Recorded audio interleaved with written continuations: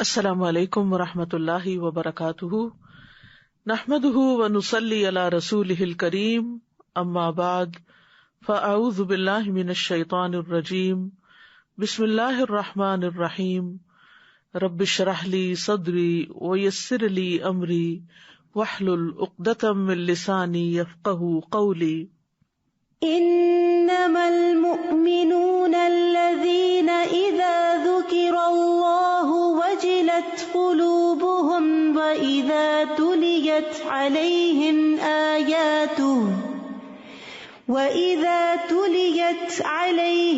آياته زادتهم إيمانا وعلى ربهم يتوكلون الذين يقيمون الصلاة ومما رزقناهم ينفقون أولئك هم المؤمنون حقا لهم درجات عند ربهم ومغفرة ورزق كريم۔ انما المؤمنون الذين اذا ذكر الله وجلت قلوبهم واذا تليت عليهم آياته زادتهم ايمانا وعلى ربهم يتوكلون الذين يقيمون الصلاة ومما رزقناهم ينفقون اولئك هم المؤمنون حقا لهم درجات عند ربهم ومغفرة ورزق كريم۔ سچے مومن تو وہ ہیں کہ جب ان کے سامنے اللہ کا ذکر کیا جائے تو ان کے دل کانپ اٹھتے ہیں، اور جب اللہ کی آیات انہیں سنائی جائیں تو ان کا ایمان بڑھ جاتا ہے، اور وہ اپنے رب پر بھروسہ رکھتے ہیں، جو نماز قائم کرتے ہیں اور جو کچھ مال و دولت ہم نے انہیں دے رکھا ہے اس میں سے خرچ کرتے ہیں۔ یہی سچے مومن ہیں، ان کے لیے ان کے رب کے ہاں درجات ہیں، بخشش ہے اور عزت کی روزی ہے۔ ایمان کوئی معمولی چیز نہیں ہے۔ ایمان کے ساتھ زندگی بسر کرنا اور ایمان کے بغیر زندگی بسر کرنا دو مختلف طرح کے تجربات ہیں، دو مختلف طرح کی کیفیات ہیں جو انسانوں پر گزرتی ہیں۔ حقیقی ایمان انسان کو اندر باہر سے تبدیل کر دیتا ہے۔ حقیقی ایمان انسان کے اندر ہلچل پیدا کر دیتا ہے۔ جن لوگوں کے اندر سچا ایمان داخل ہو جاتا ہے ان کی نگاہ بدل جاتی ہے، وہ ہر چیز میں اللہ کی قدرت تلاش کرتے ہیں، ان کے سننے کے انداز بدل جاتے ہیں، انہیں جھوٹ اور لغو سے نفرت ہو جاتی ہے، انہیں اللہ کا ذکر اندر سے تڑپا کر رکھ دیتا ہے، ان کے اندر عجب کیفیات پیدا ہو جاتی ہیں، ان کے دل کانپ اٹھتے ہیں، یقین کی ایسی کیفیت پیدا ہوتی ہے کہ زندگی کے تمام معاملات میں انہیں اپنے رب پر بھروسہ آ جاتا ہے۔ قرآن کی آیات سن کر ان کا ایمان بڑھ جاتا ہے، وہ عبادات کی پابندی کرتے ہیں، وہ مخلوق کی ضروریات کا خیال رکھتے ہیں۔ جو لوگ ایمان لا کر اپنے اندر باہر ایسی تبدیلی پیدا کریں، اللہ کی نگاہ میں وہی سچے مومن قرار پاتے ہیں، بدلے میں ان کے لیے بلند درجات ہیں اور عزت والا عمدہ رزق ہے۔ سورۃ الانفال کی آیت نمبر 2 سے 4 تک اس وقت آپ نے تلاوت اور اس کا معنی دیکھا۔ انما المؤمنون الذین اذا ذکر اللہ وجلت قلوبہم، کہ یقیناً مومن تو وہی لوگ ہوتے ہیں، یعنی ایمان تو انہی کا سچا ہے کہ اذا ذکر اللہ، جب اللہ کا ذکر کیا جاتا ہے، وجلت قلوبہم، تو ان کے دل کانپ اٹھتے ہیں، وہ ایسے ہی بیٹھے نہیں رہ جاتے، وہ سنی انسنی نہیں کر دیتے۔ اللہ کا ذکر ان کے اندر ایک تبدیلی پیدا کر دیتا ہے، لہذا وہ تبدیلی کس شکل میں سامنے آتی ہے کہ جو انہیں اللہ کا حکم ملتا ہے اس پر عمل کرنے لگتے ہیں، اور جس چیز سے اللہ ان کو روکتا ہے اس کو چھوڑ دیتے ہیں۔ سفیان ثوری کہتے ہیں، میں نے سدی کو کہتے ہوئے سنا، یہ مفسر ہیں، اس سے مراد وہ آدمی ہے جو ظلم یا نافرمانی کرنا چاہتا ہو تو اس سے کہا جاتا ہے کہ اللہ سے ڈر جاؤ، تو اس کا دل ڈر جاتا ہے، اس کا دل ڈر جاتا ہے، وہ اللہ کا ذکر غافلوں کی طرح نہیں سنتے۔ اللہ کی عظمت سے ان کے دل کے اندر ایک کپکپی طاری ہو جاتی ہے. زجاج کہتے ہیں کہ جب اللہ کی عظمت اور اس کی قدرت اور اس چیز کا ذکر کیا جاتا ہے جس کی وجہ سے اللہ کی نافرمانی کرنے والوں کو ڈرایا جاتا ہے تو ان کے دل ڈر جاتے ہیں. ایسے لوگ اللہ کی نافرمانی چھوڑ دیتے ہیں. سدی کہتے ہیں کہ اس سے مراد وہ شخص ہے جو نافرمانی کا ارادہ کرتا ہے کہ کوئی گناہ کا کام کروں، لیکن جب اللہ کی یاد ان کے دل میں آتی ہے تو وہ اس گناہ سے کنارہ کشی اختیار کر لیتا ہے، اس گناہ کو چھوڑ دیتا ہے. تو وجلت قلوبہم میں دو چیزیں آتی ہیں، ایک ہے دل کا ڈر جانا، دوسرے ہے دل میں رقت پیدا ہو جانا، دلوں کا نرم پڑ جانا. اللہ کا ذکر ہے ہی ایسی عظمت والی چیز کہ اگر وہ کسی پہاڑ پر اتارا جاتا، یعنی اللہ کا کلام اللہ کے ذکر کی سب سے بڑی شکل ہے، تو وہ پہاڑ ریزہ ریزہ ہو جاتا.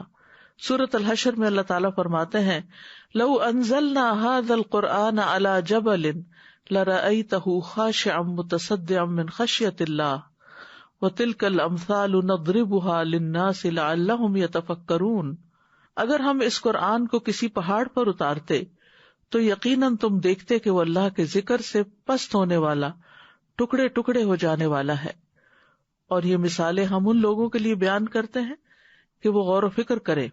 یعنی قرآن کسی پہاڑ پر نازل ہوتا تو اس کو ریزہ ریزہ کر دیتا. اسی طرح جب سچے مومن کے دل پر قرآن اترتا ہے تو اس کے اندر بھی عاجزی پیدا ہوتی ہے. پہاڑ کے گرنے کا مطلب کیا ہے، ٹوٹنے کا مطلب کیا ہے کہ وہ ٹوٹ کر عاجزی اختیار کرتا ہے. اسی طرح بندہ مومن بھی عاجزی اختیار کرتا ہے، اس کے اندر ایک نرمی پیدا ہوتی ہے، ایک سکون اور وقار آ جاتا ہے. اہل ایمان کو یہ نصیحت کی گئی ہے کہ وہ اللہ کا ذکر سننے کے بعد اپنے اندر تبدیلی پیدا کریں.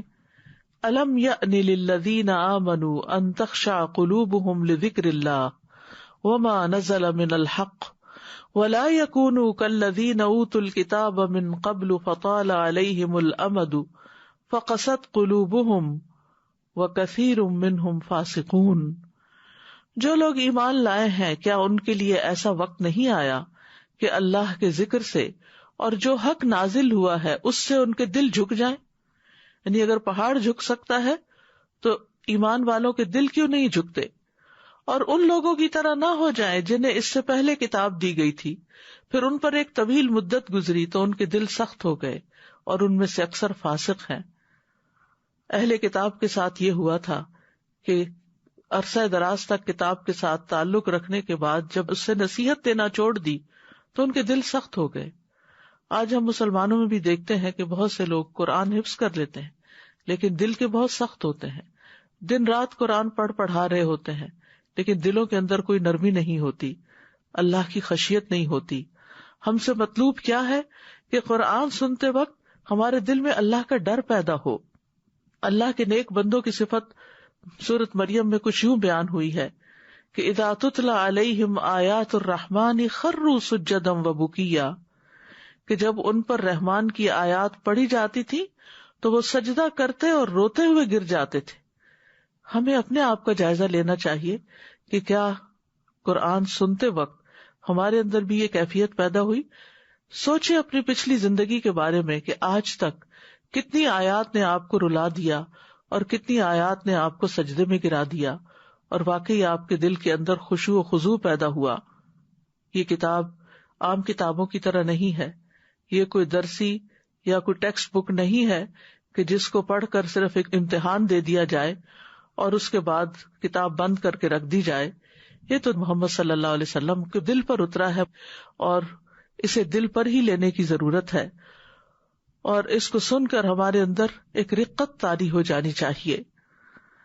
سورۃ الزمر میں اللہ تعالیٰ فرماتے ہیں اللہ نزل احسن الحدیث کتابا متشابہا مثانیہ تقشعر منہ جلود الذین یخشون ربہم ثم تلین جلودہم وقلوبہم الی ذکر اللہ ذالک ھدی اللہ یہدی بہ من یشاء ومن یضلل اللہ فما لہ من ہاد.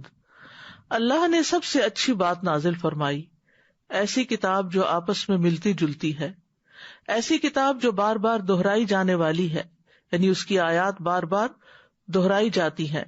اس سے یعنی اس کتاب کو پڑھنے سے ان لوگوں کی کھالوں کے رونگٹے کھڑے ہو جاتے ہیں جو اپنے رب سے ڈرتے ہیں.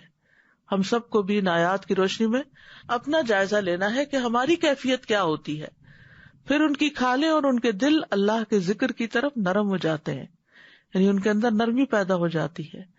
یہ اللہ کی ہدایت ہے جس کے ساتھ وہ جسے چاہتا ہے راہ پر لے آتا ہے، اور جسے اللہ گمراہ کر دے تو اسے کوئی راہ پہ لانے والا نہیں. قرآن سنتے وقت آنسو بھی بہنے چاہیے. سورۃ المائدہ میں آتا ہے وَإِذَا سَمِعُوا مَا أُنزِلَ إِلَى الرَّسُولِ تَرَىٰ أَعْيُنَهُمْ تَفِيضُ مِنَ الدَّمْعِ مِمَّا عَرَفُوا مِنَ الْحَقِّ يَقُولُونَ رَبَّنَا آمَنَّا فَاكْتُبْنَا مَعَ الشَّاهِدِينَ. یہ نجاشی اور اس کے ساتھیوں کا ذکر ہو رہا ہے کہ جب انہوں نے سنا جو رسول پر نازل ہوا تو آپ دیکھتے کہ ان کی آنکھیں آنسوؤں سے بہہ رہی ہوتی ہیں.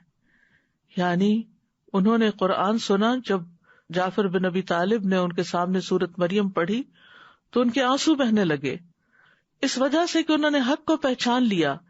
کہتے ہیں اے ہمارے رب، ہم ایمان لے آئے سو ہمیں شہادت دینے والوں کے ساتھ لکھ لے. یعنی ان کے اندر ایک تبدیلی پیدا ہوئی.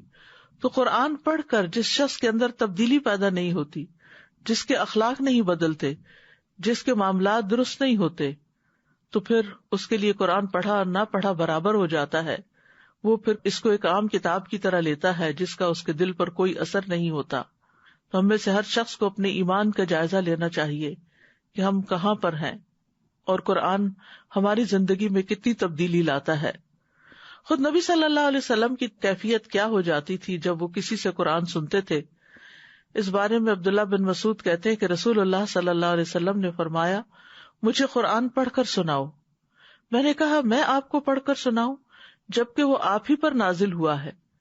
آپ نے فرمایا میں اپنے علاوہ دوسرے سے سننے کا شوق رکھتا ہوں. وہ کہتے ہیں چنانچہ میں نے سورۃ النساء پڑھنی شروع کر دی. جب میں اس آیت پہ پہنچا فَكَيْفَ إِذَا جِئْنَا مِن كُلِّ أُمَّةٍ بِشَهِيدٍ وَجِئْنَا بِكَ عَلَىٰ هَؤُلَاءِ شَهِيدًا، تو میں نے دیکھا کہ آپ کی آنکھوں سے آنسو بہ رہے تھے. ہم تلاوت سنتے ہوئے کتنے آنسو بہاتے ہیں اور کتنی بار ہمارے اوپر ایسی کیفیات طاری ہوتی ہیں. اللہ کا ذکر سن کر تو مسجد نبوی میں کھجور کے درخت کا وہ تنا جو آپ کا ممبر تھا وہ کس قدر خوش ہوتا، اور جب آپ کے لیے نیا ممبر بنا دیا گیا اور آپ صلی اللہ علیہ وسلم نے اس پر خطبہ دینا چھوڑ دیا تو اس کھجور کے تنے سے بچے کے رونے کی طرح آواز آنے لگی جب آپ صلی اللہ علیہ وسلم نے جمعے کے دن دوسرے ممبر کو استعمال کیا. تو نبی صلی اللہ علیہ وسلم ممبر سے اترے اور اسے اپنے گلے سے لگا لیا اور وہ اس بچے کی طرح ہچکیاں بھرنے لگا جسے چپ کرایا جاتا ہے. آپ نے فرمایا کہ یہ تنا اس لیے رو رہا تھا کہ وہ اللہ کے اس ذکر کو سنا کرتا تھا جو اس کے قریب ہوتا تھا. اگر ایک تنے کی حالت یہ ہوتی ہے تو ہماری حالت پھر کیا ہے؟ وہ بہتر ہے یا ہم بہتر ہے؟ لیکن جن کے دل سخت ہو جائیں ان کے دلوں پر قرآن اثر نہیں کرتا، اور ایسے لوگوں کی قرآن مجید میں مذمت کی گئی ہے. فَوَيْلٌ لِّلْقَاسِيَةِ قُلُوبُهُم مِّن ذِكْرِ اللَّهِ أُولَٰئِكَ فِي ضَلَالٍ مُّبِينٍ. پس ان کے لیے ہلاکت ہے جن کے دل اللہ کی یاد کی طرف سے سخت ہیں، یہ لوگ صریح گمراہی میں ہیں. معاذ بن جبل کہتے ہیں ان قریب یہ قرآن کچھ لوگوں کے سینوں میں بوسیدہ ہو جائے گا جیسے کپڑا بوسیدہ ہو کر پھٹ کر گر جاتا ہے. وہ قرآن کو پڑھیں گے لیکن اس میں کوئی لطف اور لذت نہیں پائیں گے، یعنی قرآن پڑھ کر انہیں کوئی مزہ نہیں آئے گا. آج کل الحمدللہ رمضان کے دن ہے، ہم میں سے ہر شخص اپنی وسعت بھر زیادہ قرآن سے تعلق رکھنے کی کوشش کر رہا ہے، اور ہمیں دیکھنا چاہیے کہ خود قرآن کی تلاوت کرتے ہوئے، اس کا فہم جانتے ہوئے، تراویح میں سنتے ہوئے، یعنی کبھی ہم پڑھ رہے ہوتے ہیں، کبھی ہم سن رہے ہوتے ہیں، کبھی ہم اس کو سمجھ رہے ہوتے ہیں، تو ان اوقات میں ہمارے دلوں کی کیفیات کیا ہوتی ہیں. کہتے ہیں کہ 3 اوقات میں اپنے دلوں کا جائزہ لو، ایک قرآن سنتے وقت، اور ایک تنہائی کے اوقات میں، اور ایک اللہ کے ذکر کے وقت ہماری کیفیت کیا ہوتی ہے. اگر ہمارا دل نہ بدلے اور ہمارے دل پہ کچھ اثر نہ ہو تو اس کا مطلب ہے کہ سینے میں دل نہیں پتھر ہے، واقعی پھر دل سخت ہو چکا ہے. معاذ بن جبل کہتے ہیں کہ لوگ قرآن سنیں گے اور کچھ لوگوں کے سینوں میں قرآن بوسیدہ ہو جائے گا جیسے کپڑا بوسیدہ ہو کر پھٹ کے گر جاتا ہے. وہ قرآن کو پڑھیں گے لیکن اس میں کوئی لذت نہیں پائیں گے. وہ بھیڑیوں کے دلوں پر بھیڑوں کی کھالیں پہن لیں گے، یعنی ان کا ظاہر بس بدلے گا، اندر نہیں. ان کا عمل طمع اور لالچ کے لیے ہوگا، لیکن اس میں اللہ کا خوف نہیں ہوگا. اگر وہ عمل میں کوتاہی کریں گے تو کہیں گے عنقریب ہم جنت تک پہنچ جائیں گے، اور اگر وہ برے عمل کریں گے تو کہیں گے ہمیں معاف کر دیا جائے گا، ہم اللہ کے ساتھ کسی کو شریک تو نہیں ٹھہراتے. یعنی نہ انہیں اپنے گناہوں سے ڈر لگے گا اور نہ ہی اپنے عمل میں کوتاہی پر کوئی فکر ہوگی. یاد رکھیے قرآن زندہ دل انسان کے لیے ایک نصیحت ہے. ان ہوا الا ذکر وقرآن مبین لینذر من کان حیا. وہ تو سراسر نصیحت اور واضح قرآن کے سوا کچھ نہیں، تاکہ اسے ڈرائے جو زندہ ہو، یعنی جس کا دل زندہ ہو. ابن قیم کہتے ہیں لوگوں کی 3 قسمیں ہیں. ایک وہ جس کا دل مر چکا ہے، یہ وہ شخص ہے کہ اس کا کوئی دل ہی نہیں، اس آدمی کے حق میں آیت نصیحت نہیں بنتی. یعنی جس کا دل مر چکا ہو وہ قرآن سے نصیحت نہیں لیتا. دوسرا وہ شخص جس کا دل زندہ اور اہلیت رکھنے والا ہوتا ہے، لیکن وہ تلاوت والی آیات کو کان لگا کے نہیں سنتا، بس ایسے پیسیو لسننگ ہوتی ہے، ایکٹیولی نہیں سنتا، جن کے ذریعے اللہ ان نشانیوں کے بارے میں خبر دیتے ہیں جو دکھائی دینے والی ہیں. یا تو وہ آیات اس تک پہنچی ہی نہیں، یا اس تک پہنچی ہے لیکن اس کا دل ان آیات سے ہٹ کر کسی اور چیز میں مشغول تھا، اور اس کا دل غیر حاضر ہے، اسے بھی نصیحت نہیں ہوتی حالانکہ اس میں اہلیت ہے اور اس کا دل موجود ہے. اور تیسرے وہ آدمی جس کا دل ابھی زندہ ہے اور وہ اہلیت بھی رکھتا ہے، جب اس پر آیات کی تلاوت کی جاتی ہے تو وہ اپنا کان لگاتا ہے، اپنے کانوں کو اس طرف ڈال دیتا ہے، یعنی توجہ سے سنتا ہے اور اپنے دل کو حاضر کرتا ہے، اور جو کچھ وہ سن رہا ہے اس کے فہم کے علاوہ وہ اپنے دل کو کہیں اور مشغول نہیں کرتا، یعنی وہ پوری توجہ سے پھر بات کو سنتا ہے، اس کا دل بھی حاضر ہے اور یہ شخص کان بھی لگائے ہوئے ہے. اس قسم کے لوگ وہ ہیں جو ان آیات سے بھی فائدہ حاصل کرتے ہیں جو تلاوت کی جاتی ہیں، اور ان آیات سے بھی فائدہ حاصل کرتے ہیں جو مشاہدے سے تعلق رکھتی ہیں، جیسے آسمان، پہاڑ وغیرہ. وَإِذَا تُلِيَتْ عَلَيْهِمْ آيَاتُهُ زَادَتْهُمْ ایمانا، اور جب ان پر اس کی آیات پڑھی جاتی ہیں تو ان کا ایمان بڑھ جاتا ہے. اس کا ایک مطلب ہے کہ وہ تصدیق کو بڑھا دیتی ہیں، کہ وہ اللہ کی باتوں کو سچ سمجھنے لگتا ہے. دوسرا معنی کیا گیا وہ خوف کو بڑھا دیتی ہیں، یعنی ایمان بڑھتا ہے تو ان کی خشیت بھی اتنی ہی بڑھتی ہے. تو یاد رکھیے کہ قرآن میں غور و فکر کرنے سے ایمان بڑھتا ہے، اور جب ایمان بڑھتا ہے تو پھر انسان کے اندر خشیت بھی بڑھتی ہے. تو تدبر جو ہے یعنی غور و فکر کرنا، اپنے دلوں کو حاضر کرنا، یہ سبب بنتا ہے ایمان بڑھانے کا، کیونکہ تدبر دل کے اعمال میں سے ہے، اور تدبر ایسے معنی واضح کر دیتا ہے جس سے وہ پہلے ناواقف ہوتے ہیں، یا جو کچھ وہ بھول چکے ہوتے ہیں انہیں یاد آ جاتا ہے. یا یہ غور و فکر ان کے دلوں میں نیکی کی رغبت اور اپنے رب کی کرامت کا شوق پیدا کر دیتا ہے، یا یہ تدبر اللہ کے عذابوں سے خوف یا اس کی نافرمانیوں سے باز آ جانے کے عمل کو پیدا کر دیتا ہے، اور ان سب چیزوں سے ایمان بڑھ جاتا ہے. اور ایمان بڑھنے کے نتیجے میں وَعَلَىٰ رَبِّهِمْ يَتَوَكَّلُونَ، وہ اپنے رب پر توکل کرتے ہیں، بھروسہ کرتے ہیں. یعنی دنیا کی جن مشکلات، مصائب، سختیوں کے بارے میں ان کو خوف لاحق ہوتا ہے، وہ ان کے بارے میں اللہ پر بھروسہ کرتے ہیں. اپنے وہ اعمال جن کے بارے میں وہ آخرت میں ثواب کی امید رکھتے ہیں، ان کے بارے میں وہ اللہ پر بھروسہ کرتے ہیں. یعنی دنیا کے معاملات میں بھی اور آخرت کے معاملات میں بھی ان کا بھروسہ اپنی ذات پہ نہیں ہوتا، اپنے کمال پہ نہیں ہوتا، بلکہ اللہ کی ذات پر بھروسہ کرتے ہیں. یعنی دنیا اور آخرت کے فائدوں کے حصول یا نقصانات سے بچنے کے لیے یا نقصانات کو دور کرنے کے لیے وہ اپنے رب پر جو توکل کرتے ہیں انہیں پورا اعتماد اور یقین ہوتا ہے کہ اللہ تعالیٰ ان کا یہ کام ضرور کر دے گا. کون ہے یہ توکل کرنے والے؟ الذین یقیمون الصلاۃ ومما رزقناہم ینفقون، یہ وہ لوگ ہیں جو نماز قائم کرتے ہیں اور اس میں سے جو ہم نے انہیں رزق دیا وہ خرچ کرتے ہیں. یعنی چاہے فرض نماز ہو یا نفلی نماز ہو، اس نماز کو اس کے ظاہری اور باطنی اعمال، مثلا دل کے خشوع کے ساتھ جو کہ نماز کا مغز ہے، اس کے ساتھ قائم کرتے ہیں. اقامت صلاۃ میں دل کی حضوری بھی شامل ہے.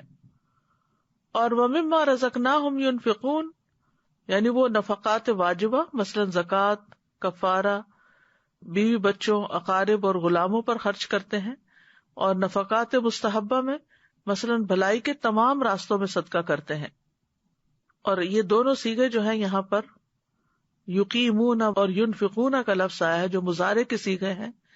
اس میں اقامت صلاۃ اور انفاق کے بارے میں یعنی بار بار کرنے کا معنی بھی ملتا ہے، یعنی کرتے رہتے ہیں، یعنی وہ یہ نہیں کہ ایک دفعہ کیا پھر چھوڑ دیتے ہیں بلکہ وہ کرتے ہیں.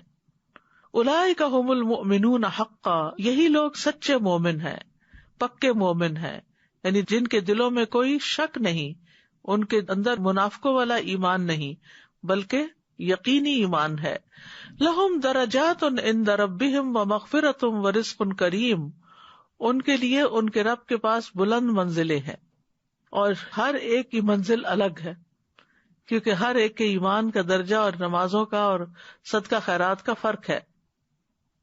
لہم درجات عند ربہم، عطا کہتے ہیں کہ وہ جنت کے درجات پر اپنے عمل کے اعتبار سے چڑھیں گے، جس کا جو عمل ہوگا اس کے مطابق اس کو درجہ دیا جائے گا. ورزق کریم، یہ وہ رزق ہے جو ان کے لیے جنت میں تیار کیا گیا ہے. تو اس آیت میں بیسیکلی ایمان کی تفصیل ہمیں مل رہی ہے. ایمان جو ہے اس کے 3 ارکان ہیں: دل سے اعتقاد رکھنا، زبان سے اقرار کرنا اور اعضاء سے عمل کرنا. تو اس میں 3 چیزیں شامل ہیں: دل، زبان اور سارا جسم. جب تک یہ تینوں شرائط پوری نہ ہو تو ایمان مکمل نہیں ہوتا. تو اس میں آپ دیکھیے کہ ان لوگوں کے اندر دل کا اعتقاد بھی تھا، توکل اور ایمان میں اضافے کی بات ہوئی، زبان کا عمل بھی تھا، اللہ کا ذکر اور قرآن کی تلاوت، اور اعضاء کا عمل یعنی اقامت صلاۃ اور رزق کا انفاق، یعنی ایمان کی جو تینوں شرائط ہیں ان سچے مومنوں میں پوری ہوتی ہیں. ایمان کا لفظی معنی لغت میں تصدیق اور اقرار کرنا ہوتا ہے، اور اصطلاحی معنی ہوتا ہے دل میں عقیدہ رکھنا، زبان کے ساتھ اقرار کرنا اور اعضاء کے ساتھ عمل کرنا. مؤمن کا لفظ جو ہے اسم فاعل ہے، یہ اس شخص کے لیے بولا جاتا ہے جو ایمان کی صفت سے متصف ہو، اور اس لیے اس بات کی طرف اشارہ کرنا مناسب ہوگا کہ لغت میں مومن کا لفظ 3 لغوی بنیادی معنوں کی طرف لوٹتا ہے. نمبر 1 امن والا، اور امن خوف کے بالمقابل ہے. الذین آمنوا ولم یلبسوا ایمانہم بظلم اولئک لہم الامن وہم مہتدون، وہ لوگ جو ایمان لائے اور انہوں نے اپنے ایمان کو کسی بڑے ظلم یعنی شرک کے ساتھ نہیں ملایا، یہی لوگ ہیں جن کے لیے امن ہے اور وہی ہدایت پانے والے ہیں. یعنی اگر کوئی شخص ایمان لاتا ہے تو وہ امن میں آ جاتا ہے. دوسرا ہے تصدیق کرنا، جو تکذیب کے بالمقابل ہے. اس کی مثال قرآن پاک میں ہے وَمَا أَنْتَ بِمُؤْمِنٍ لَنَا وَلَوْ كُنَّا صَادِقِينَ، سورۃ یوسف آیت نمبر 17 میں آتا ہے، اور تو ہرگز ہمارا اعتبار کرنے والا نہیں خواہ ہم سچے ہوں. تو اس لیے تصدیق کا مطلب سچ ماننا.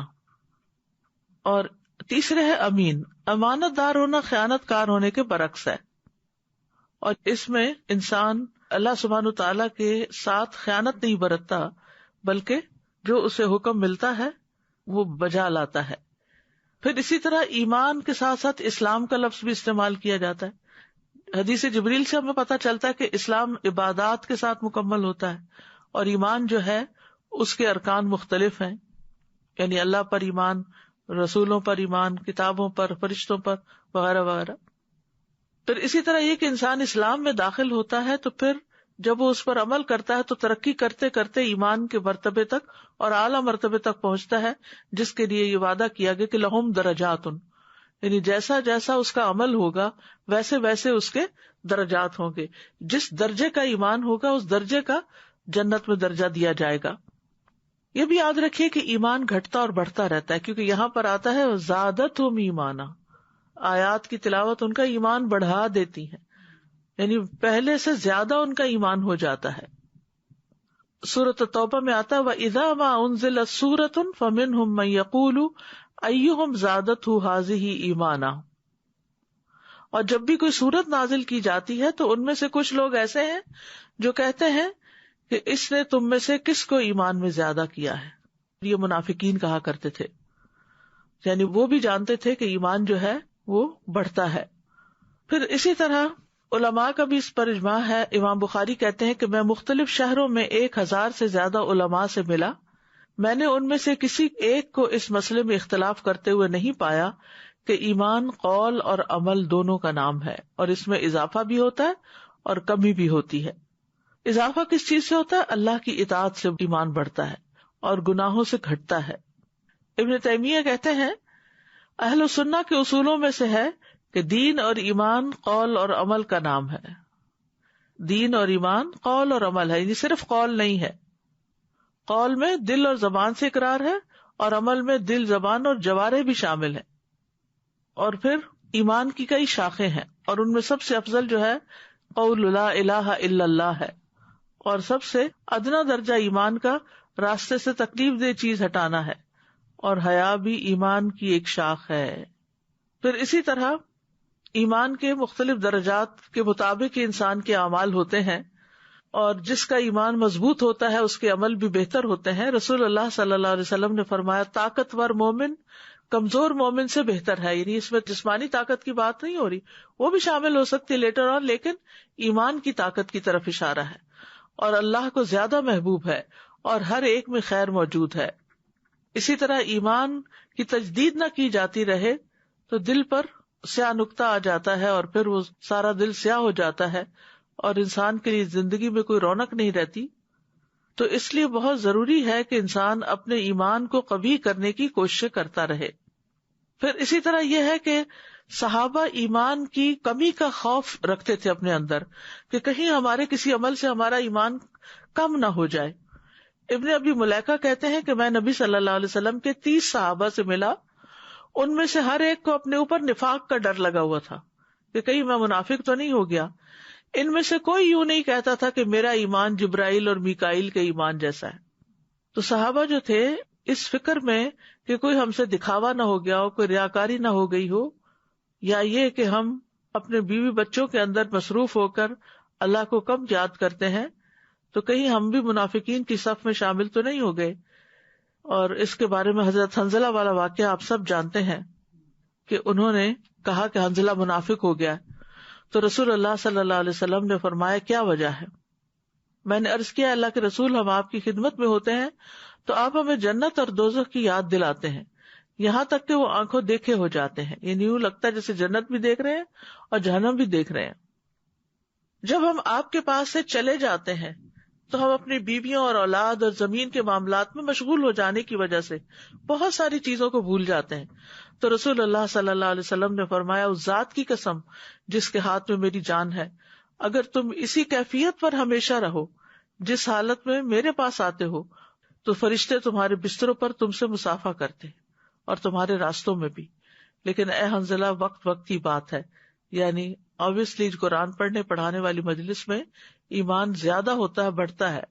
اور جب انسان اپنے گھر میں ہوتا ہے بیوی بچوں میں تو کبھی کسی کی طرف سے کوئی بات اچھی نہیں لگتی، کبھی کسی کی کوئی بات چبھ جاتی ہے. انسان بعض اوقات ان کے ساتھ معاملہ کرتے ہوئے اپنی آخرت تک کو بھول جاتا ہے.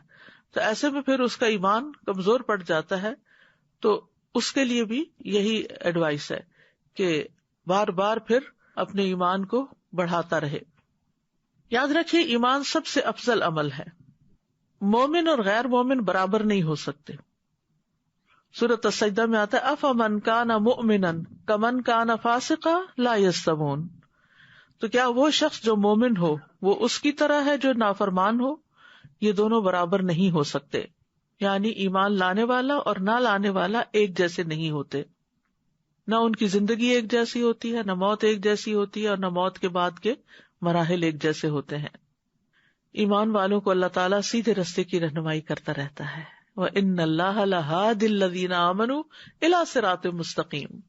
اور بے شک اللہ ان لوگوں کو جو ایمان لائے یقیناً سیدھے رستے کی طرف ہدایت دینے والا ہے. پھر ایمان سے انسان کو روشنی ملتی ہے، اندھیروں سے نکلتا ہے.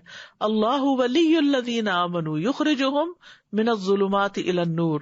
اللہ ان لوگوں کا دوست ہے جو ایمان لائے، وہ انہیں اندھیروں سے نکال کر روشنی کی طرف لے آتا ہے. حیات طیبہ ملتی ہے، عمدہ زندگی ملتی ہے. من عمل صالحا من ذکر او انثی وہو مؤمن فلنحیینہ حیاتا طیبہ ولنجزینہم اجرہم باحسن ما کانوا یعملون. جو شخص بھی نیک عمل کرے، خواہ مرد ہو یا عورت، بشرطے کہ وہ مومن ہو، تو ہم اسے پاکیزہ زندگی بسر کرائیں گے، اور آخرت میں ان کے بہترین اعمال کے مطابق انہیں ان کا اجر عطا کریں گے۔ پھر اسی طرح دنیا اور آخرت میں ثابت قدمی نصیب ہوتی ہے۔ یثبت اللہ الذین آمنوا بالقول الثابت فی الحیات الدنیا وفی الآخرہ، جو لوگ ایمان لائے انہیں اللہ قول ثابت یعنی کلمہ طیبہ سے دنیا کی زندگی میں بھی ثابت قدم رکھتا ہے اور آخرت میں بھی رکھے گا، یعنی استقامت اسی سے ملتی ہے، اللہ کا ساتھ ملتا ہے۔ وَأَنَّ اللَّهَ مَعَ الْمُؤْمِنِينَ، اللہ کا فضل ملتا ہے، واللہ ذو فضل علی المؤمنین، اور اللہ مومنوں پر بڑے فضل والا ہے، بندوں کی محبت ملتی ہے۔ ان الذین آمنوا وعملوا الصالحات سیجعل لهم الرحمن ودا، یقیناً جو لوگ ایمان لائے ہیں اور وہ اچھے کام کر رہے ہیں، اللہ ان کے لیے لوگوں کے دلوں میں ضرور محبت پیدا کر دے گا۔ دنیا اور آخرت میں ایسے لوگوں کو خوشخبریاں ملتی ہیں، الذین آمنوا وکانوا یتقون لہم البشری فی الحیات الدنیا وفی الآخرہ، جو لوگ ایمان لائے اور اللہ سے ڈرتے رہتے ہیں ان کے لیے دنیا میں بھی خوشخبری ہے اور آخرت میں بھی۔ پھر اسی طرح انسان مصیبتوں سے نکل آتا ہے، اس کو مصائب سے نجات ملتی ہے۔ ثم ننجی رسلنا والذین آمنوا کذالک حقا علینا ننجی المؤمنین، پھر ہم اپنے رسولوں کو نجات دیتے ہیں اور ان کو بھی جو ایمان لائے، اسی طرح ہم پر حق ہے کہ ہم مومنوں کو نجات بخشیں۔ پھر شیطان سے حفاظت ملتی ہے، انہ لیس لہ سلطان علی الذین آمنوا وعلی ربہم یتوکلون، اس شیطان کا ان لوگوں پر کوئی بس نہیں چلتا جو ایمان لائے اور اپنے رب پر بھروسہ کرتے ہیں۔ پھر اسی طرح انسان کو اچھائی برائی کی پہچان ہوتی ہے اس ایمان کے نور کی وجہ سے جو انسان کے سینے میں ہوتا ہے۔ ایمان کی وجہ سے گناہوں کی بخشش ملتی ہے، ایمان کی بدولت ہی جنت میں داخلہ ملتا ہے، کیونکہ جنت میں صرف ایمان والے ہی داخل ہو سکیں گے۔ وَإِذَا تُلِيَتْ عَلَيْهِمْ آيَاتُهُ زَادَتْهُمْ ایمانا، اور جب ان پر اس کی آیات پڑھی جاتی ہیں تو وہ ان کے ایمان میں اضافہ کر دیتی ہیں۔ تو یاد رکھیے کہ قرآن کی آیات ایمان بڑھانے کا ذریعہ بنتی ہیں اگر انسان کے اندر نرمی ہو، انسان کے اندر سننے کا جذبہ ہو۔ افسوس یہ کہ اب ہماری زندگیوں میں پہلے سے کہیں زیادہ ڈسٹریکشنز ہو گئی ہیں۔ جب فون نہیں تھے اور خاص طور پر ہر وقت ہاتھوں میں نہیں تھے تو اس وقت انسان اگر قرآن پڑھنے لگتا تھا تو کسی کو یہ خیال نہیں آتا تھا کہ اٹھ کے قرآن چھوڑ کر فون اٹینڈ کرے، کہتے تھے اچھا بعد میں کال کر لیں گے۔ لیکن اس وقت ساتھ موبائل ہے، ساتھ قرآن ہے، تھوڑا سا ادھر پڑھ رہے ہیں، تھوڑا سا ادھر دیکھ رہے ہیں، تو یہ کس چیز کی علامت ہے؟ قرآن ان کے دلوں پر کوئی اثر نہیں کرتا، ان کے دل کہیں اور ہی مگن ہے، کہیں اور ہی کی فکریں ہیں۔ تو ایمان کو بڑھانے والے اسباب جو ہیں ان میں سب سے پہلی چیز اللہ کی معرفت ہے، اور اللہ کی معرفت علم سے ہوتی ہے، علم سے اللہ کی پہچان ہوتی ہے، اور اللہ کے بارے میں جتنی پہچان ہوگی اتنا ہی ایمان بڑھے گا، یعنی یہ معرفت ایمان میں اضافے کا باعث بنتی ہے۔ اور اس معرفت کے لیے اللہ تعالیٰ کے ناموں کو جاننا، پڑھنا، اور اللہ تعالیٰ کی توحید ربوبیت، الوہیت، توحید اسماء و صفات کو جاننا، یہ بہت ضروری ہے۔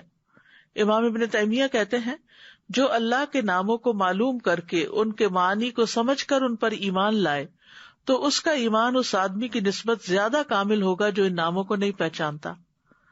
وہ مجمل طریقے پر صرف ان پر ایمان رکھتا ہے، یعنی بس وہ صرف ظاہری ایمان رکھتا ہے، حقیقت میں اس کے اندر وہ تبدیلی نہیں آتی جو آنی چاہیے۔ پھر دوسری چیز ہے اخلاص، یعنی ایمان کب بڑھتا ہے؟ جب انسان ہر کام اللہ کی خاطر کرتا ہے اور اللہ سبحانہ تعالیٰ ہی کی طرف جاتا ہے۔ پھر اسی طرح تیسری چیز ہے نبی صلی اللہ علیہ وسلم کی اطاعت۔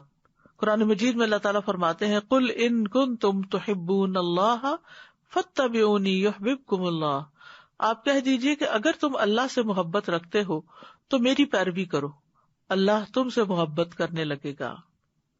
یعنی نبی صلی اللہ علیہ وسلم ہی وہ ہستی ہیں جنہوں نے صحیح معنوں میں ہمیں اللہ سبحانہ تعالیٰ کی پہچان کروائی ہے، اور ہم جو جو آپ کی باتیں مانتے جائیں گے آپ ہمیں اللہ سبحانہ تعالیٰ کے اور قریب کر دیں گے۔ چوتھی چیز ہے کائنات میں غور و فکر، یہ بھی ایک بہت اہم وسیلہ ہے۔ انسان جب یکسوئی کے ساتھ کسی جنگل میں چلا جاتا ہے یا باہر یعنی نیچر میں بیسیکلی، تو آپ دیکھیں گے کہ اس شخص کے اندر بہت زیادہ اللہ کی یاد آتی ہے. جیسے حضرت داؤد علیہ السلام تھے، جب وہ اللہ کا ذکر کرتے تھے تو ان کے ساتھ پہاڑ اور پرندے بھی اللہ کا ذکر شروع کر دیتے تھے، یعنی بلند آواز میں جب وہ زبور پڑھا کرتے تھے. تو وہ ظاہر گھر کے اندر تو پرندے اور درخت اور پتھر اور پہاڑ وغیرہ نہیں ہوتے، تو اس کے لیے وہ باہر جاتے اور اللہ سبحانہ تعالیٰ کو پہچان کر اس کی کتاب کی آیات پڑھا کرتے تھے. پھر پانچویں چیز ہے قرآن سے گہرا تعلق. قرآن سے انسان کے ایمان میں اضافہ ہوتا ہے. جندب بن عبداللہ کہتے ہیں کہ ہم نے ایمان سیکھا، پھر ہم نے قرآن سیکھا، جس سے ہمارے ایمان میں دن بدن اضافہ ہوا. اس سے کیا پتہ چلتا ہے کہ قرآن سے ایمان میں اضافہ ہوتا ہے. ابن مسعود کہتے ہیں جس شخص میں 3 باتیں پائی جاتی ہوں اللہ اس کے دل کو ایمان سے بھر دیتا ہے. نمبر 1 عالم کی صحبت، نمبر 2 قرآن کی تلاوت، اور نمبر 3 روزے رکھنا. شیخ سعدی کہتے ہیں کہ وَإِذَا تُلِيَتْ عَلَيْهِمْ آيَاتُهُ زَادَتْهُمْ ایمانا، اس کی وجہ یہ ہے کہ وہ اللہ کی آیات کو حضور قلب کے ساتھ غور سے سنتے ہیں تاکہ وہ اس میں غور و فکر کریں، جس سے ان کے ایمان میں اضافہ ہو، کیونکہ تدبر دل کے اعمال میں سے ہے. اسی طرح وہ معنی بھی واضح ہو جاتے ہیں جن سے وہ لا علم ہوتے ہیں، اور ان کو ان امور کی یاد دہانی ہو جاتی ہے جس کو وہ فراموش کر چکے ہوتے ہیں. ان کے دلوں میں نیکیوں کی رغبت پیدا ہو جاتی ہے. یعنی ایمان بڑھنے کا مطلب یہ ہے کہ نیکیوں میں اور عمل صالح میں بھی ہم آگے بڑھیں، اور اپنے رب کے اکرام و تکریم کے حصول کا شوق پیدا ہو جاتا ہے، یا ان کے دلوں میں عذاب سے خوف اور نافرمانی سے ڈر پیدا ہو جاتا ہے، اور ان تمام امور سے انسان کا ایمان بڑھتا ہے. پھر قرآن مجید میں تدبر کرنا. قرآن مجید میں تدبر سے انسان دوسروں کی بات بھی آسانی سے سمجھ جاتا ہے، اور اس میں ہم دیکھتے ہیں کہ جو شخص اللہ کے کلام میں غور کرتا ہے اس کو پہچان لیتا ہے، اس کی قدرت کو پہچان لیتا ہے، اور وہ مومنوں پر اس کی عظیم مہربانی کو پہچان لیتا ہے، اور اللہ نے جو عبادت اس پر فرض کی ہے اس کو جان لیتا ہے اور اس کو اپنے اوپر فرض قرار دیتا ہے. پھر ان باتوں سے بھی بچتا ہے جس سے اس کے مالک نے ان کو روکا ہے، اور ان کاموں میں رغبت کرتا ہے جس کی اللہ نے ترغیب دی ہے. جب یہ کام انسان کرنے لگتا ہے تو خود بخود دل میں اللہ کی محبت آ جاتی ہے. پھر اسی طرح یہ ہے کہ قرآن اگر پڑھنا ہو تو پھر اس کے لیے بہتر یہی ہے کہ رولز کے ساتھ اس کو پڑھے، تاکہ اچھی طرح درست طریقے سے اس کی ادائیگی ہو، اور عمل کے لیے سیکھے. اور اسی طرح خاموشی کے ساتھ سنے اور غور کرے، یعنی سنتے وقت بھی. پھر اسی طرح انسان جب پڑھے تو سوچے میں اللہ کا کلام پڑھ رہا ہوں، اور جب سچے لوگوں کا ذکر آئے تو انسان دعا مانگے کہ اللہ ہمیں بھی ان میں شامل کر دے. اور جب جھوٹ بولنے والوں کا ذکر آئے تو اس وقت انسان کا رویہ کیا ہو کہ وہ اللہ تعالیٰ کے اس خطاب کو ذہن میں رکھے اور اپنے ساتھ عہد کرے کہ میں ایسا عمل نہیں کروں گا. پھر یہ ہے کہ قرآن کی بدولت انسان کو اللہ کا قرب بھی ملتا ہے، اللہ کی محبت ملتی ہے، اللہ کی رحمت آتی ہے. پھر نیک اعمال کی حرص انسان کے اندر پیدا ہونے لگتی ہے. یعنی ایمان بڑھنے کا تقاضا کیا ہے؟ لیکن یاد رکھیے یہ درست طریقے سے آپ قرات کریں گے یا اچھی قرات سنیں گے یا اس کے معنی کو سمجھیں گے تو تبھی دل کے اندر یہ کیفیت پیدا ہوگی. انسان کے فرائض بہتر ہونے لگتے ہیں، فرائض سے زیادہ وہ نوافل کی طرف چل پڑتا ہے. پھر اسی طرح اس کی زندگی کے اندر کچھ اور تبدیلیاں بھی آتی ہیں. اس کو پاکیزگی سے محبت ہوتی ہے، صاف ستھرا رہنے لگتا ہے، طہارت کا اہتمام کرتا ہے، سادگی اختیار کرتا ہے، لوگوں کی اچھائیوں کو یاد رکھتا ہے، کم گفتگو کرتا ہے، مشکلات میں صبر کرتا ہے، اپنے بھائی کے لیے وہی پسند کرتا ہے جو اپنے لیے، پھر پڑوسی کا خیال رکھتا ہے، جھوٹ چھوڑ دیتا ہے. اور کچھ کام ایسے ہیں کہ جو انسان کے ایمان کو گھٹا دیتے ہیں، جیسے غفلت، دنیا میں مگن ہونا، دنیا کو آخرت پر ترجیح دینا، یعنی مال کی محبت میں اضافہ ہونا اور اس کی وجہ سے دین کے کاموں میں غفلت برتنا، ذکر سے روگردانی کرنا، یہ بھی انسان کے ایمان کو کمزور کرتا ہے. اور گناہ اور نافرمانیاں جو ہے وہ بھی ایمان کم کر دیتی ہیں. چوری، زنا، شراب نوشی، پھر فضول کاموں میں مشغول ہونا، خواہش پرست لوگوں کی مجلس میں بیٹھنا، یہ ساری چیزیں جو ہیں انسان کے ایمان میں کمی پیدا کر دیتی ہیں. تو ہمیں اللہ تعالیٰ سے دعا کرنی چاہیے کہ وہ ہمارے دلوں کے اندر ایمان کو مزین کر دے. اللہم حبب الینا الایمان وزینہ فی قلوبنا وکرہ الینا الکفر والفسوق والعصیان وجعلنا من الراشدین. اللہم توفنا مسلمین واحینا مسلمین والحقنا بالصالحین غیر خزایا ولا مفتونین. آمین. اے اللہ ایمان کو ہمارے لیے محبوب بنا دے، یعنی ہمیں ایمان کی محبت دے دے اور اسے ہمارے دلوں میں مزین کر دے، یعنی سجا دے، اور کفر، فسق اور عصیان کو ہمارے لیے ناپسندیدہ بنا دے اور ہمیں سیدھی راہ پر چلنے والا بنا دے. اے اللہ ہمیں مسلمان ہی رکھ کر فوت کرنا اور مسلمان ہی بنا کر زندہ رکھنا اور ہمیں صالحین سے ملا دے، اس حال میں کہ نہ ہماری رسوائی ہو اور نہ ہم فتنے میں پڑیں. اسی طرح ایک اور دعا ہے سنن نسائی کی، اللہم زیننا بزینت الایمان وجعلنا ھداۃ مہتدین. اے اللہ ہمیں ایمان کی زینت سے مزین کر دے اور ہمیں ہدایت یافتہ لوگوں کا رہنما بنا دے. پھر اسی طرح کرنے کے کام کیا ہے؟ اپنے ایمان کا جائزہ لیتے رہیں، قرآن سے پڑھنے، سمجھنے، غور و فکر کرنے کا تعلق قائم رکھیں، اس کے ساتھ دن اور رات کی گھڑیوں میں قیام کریں، قرآن میں تدبر کریں، اس کے ذریعے اپنے اخلاق کو درست کریں، خواہشات کے پیچھے نہ چلیں، اور جہاں اللہ سبحانہ وتعالی قرآن میں کوئی نصیحت کرے، کوئی کرنے کا کام ہو تو اس کے اوپر ہم عمل کر لیں. اور رمضان تو ہے ہی شہر الذکر، شہر القرآن، شہر الصدقہ، لہذا صدقہ جاریہ کی جو کمپین الہدا کی طرف سے شروع ہو رہی ہے اس میں بھی اپنا حصہ ڈالیں تاکہ تعلیم کا کام جو ہے وہ زیادہ سے زیادہ آگے بڑھے. اللہ سبحانہ وتعالی ہمیں عمل کرنے کی توفیق عطا فرمائے. وآخر دعوانا ان الحمد للہ رب العالمین. سبحانک اللہم وبحمدک اشہد ان لا الہ الا انت استغفرک واتوب الیک. السلام علیکم ورحمۃ اللہ وبرکاتہ.